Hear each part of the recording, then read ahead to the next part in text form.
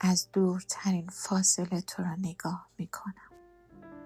نزدیک نمیشوم که نه تو آزرده شوی و نه من.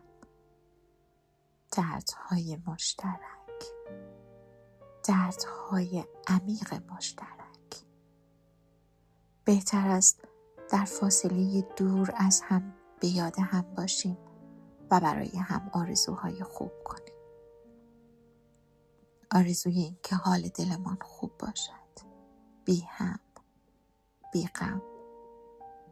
اما فقط خودمان می‌دانیم در چه دردی هستیم. نزدیک می‌شویم، درد بیشتر می‌شود. دور هم که می‌شویم، به نوعی دیگر. در نهایت این داستان ماست.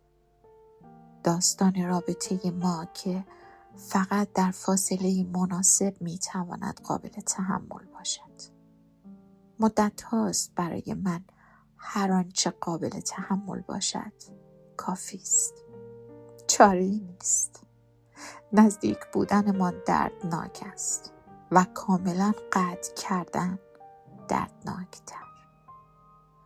بیا از همین دور برای هم دستی تکان بدهیم و امیدوار نباشیم به معجزه.